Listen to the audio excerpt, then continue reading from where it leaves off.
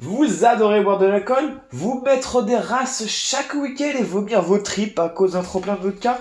Alors mettez-vous à genoux et priez votre dieu Dionysos.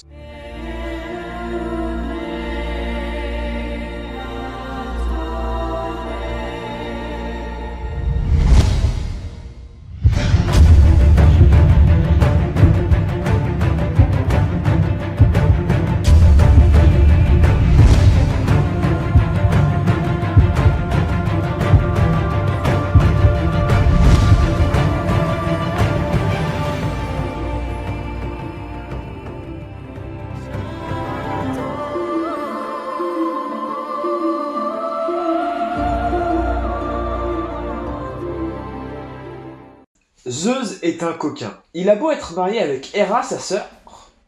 Quoi? Me regardez pas comme ça. C'est normal en mythologie grecque. Cela n'empêche que le dieu des dieux aime descendre sur terre afin de faire l'amour à des humains. Le seul hic, c'est que Zeus est un dieu, et du coup sa lumière divine brûle n'importe quel humain qui la regarde. Alors pour descendre sur terre paisiblement, Zeus et les autres dieux se métamorphosent en humains ou en animaux. C'est alors que Zeus rencontra Sémélé, son arrière-petite-fille, et copula sauvagement. Voilà. Mais Héra, la femme de Zeus, je vous rappelle, est très jalouse. Alors elle descendit également sur terre, métamorphosée en la nourrice de Sémélé. Héra arriva à convaincre Sémélé de demander à Zeus de lui montrer sa vraie forme, sa lumière divine. Sémélé, enceinte à ce moment-là, demanda alors à son amant, Zeus, de lui montrer son visage. Épouvanté, le dieu des dieux lui révèle alors sa vraie forme et, comme je l'avais dit au début, Sémélé ne pouvait pas supporter cette lumière divine, étant donné qu'elle était humaine. Alors elle en mourra. Zeus, attristé, tire alors le bébé du ventre de Sémélé, s'entaille à sa cuisse et y coule l'enfant pour mettre fin à sa gestation. 2-3 mois plus tard, le petit Dionysos sortit de la cuisse de son papa Zeus. C'est de là où vient l'expression « sortir de la cuisse de Jupiter », étant donné que Jupiter est égal Zeus.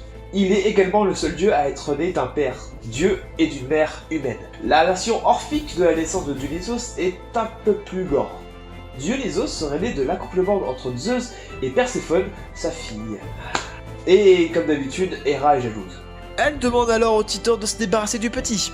Sédane y accepte et coupe en morceaux le petit Dionysos. Sympa. Mais Athéna, qui passait par là, ramassa le cœur et le donna à Zeus qui en féconde ensuite Sémélé. Bref, pour éviter la vengeance d'Héra qui a le seum complet, Dionysos est confié à Ino, la sœur de Sémélé, et de son mari Athamas.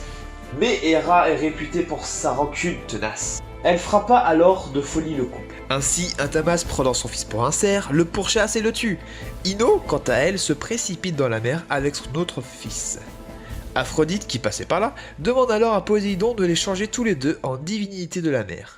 Ino, qui était juste une simple humaine à la base, devint alors le côté protectrice des marins et des naufragés et la déesse des mers calmes. Dis-moi, des naufragés dans une mer calme?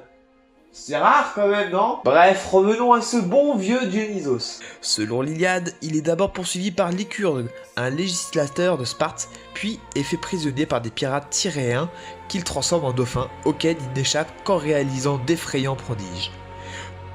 Devenu adolescent, Dionysos est à son tour victime d'Héra qui le frappe de manière.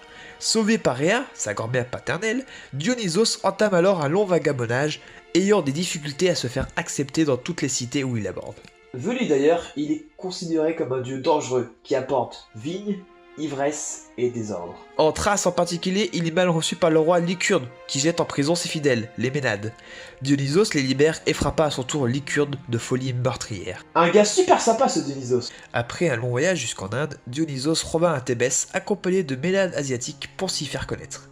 Le roi Panthée résiste au nouveau culte que le dieu déguisé lui propose et le fait arrêter ainsi que son cortège. Dionysos se libère, brûlant le palais au passage et semant la folie parmi les femmes de Thébès. C'est comme si j'allais voir le maire de ma ville, que je lui proposais de devenir fidèle à mon culte des chansons de Vincent Lagaffe, et que s'il dit non, je brûle toute la mairie. Bref, après son petit tour du monde, il décide d'aller en enfer pour récupérer sa mère, Sémélé. Car oui, Sémélé était en enfer pour avoir couché avec Zeus, alors qu'elle était célibataire et Zeus trompait sa femme.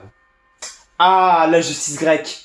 Pour ce faire, il demande l'aide d'un guide, Prosimos, qui accepte de lui montrer le chemin en plongeant avec lui dans le lac de Lerne, qui communique avec le royaume d'Hadès.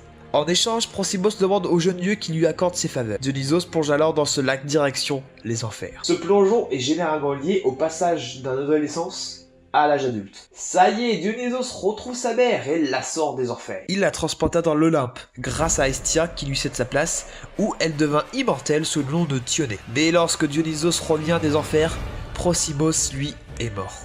Le dieu décide de tenir son engagement malgré tout. Il taille un morceau de figuier en forme de phallus et s'acquitte de sa dette sur la tombe de Prosymos. Mine de rien, Dionysos était un dieu très répandu et très populaire dans l'Antiquité. Déjà pour commencer, il y avait plusieurs cultes en son honneur. Un culte public qui donnait lieu au Dionysis, une fête consistant principalement dans la procession d'un phallus. Ah bah ça change de la fête à la choucroute du petit village d'à côté. Il y avait aussi des cultes dits secrets comportant des cérémonies initiatiques. Le regroupement de ces initiés était appelé les Thiazes. Ils pratiquaient ce culte souvent dans les cavernes, pendant la nuit. Elles comportaient des sacrifices, des délires dus à l'ivresse ou la drogue, ainsi que des excès en tout genre, notamment sexuels. Bref, une bonne meuverie. À part ça, Dionysos avait plusieurs temples qui lui ont été consacrés, notamment tout autour du bassin méditerranéen. Quand on parle Dionysos, on parle généralement du dieu du vin, alors qu'en réalité, il ne l'est que secondairement. On l'associe souvent avec ça étant donné qu'il est censé leur donner aux hommes la vigne et l'ivresse. Mais avant toute chose, il est surtout le père de la comédie et de la tragédie qui est apparu durant ces nombreuses fêtes. Si on veut être précis, Dionysos est le dieu de l'ivresse et de l'extase, ce que apporte le vin et les autres alcools. Écoutez, concernant ce faux raccord, je n'ai pas d'excuses. On se donne rendez-vous pour le prochain épisode de Mythologia. A plus tout le monde. Touch my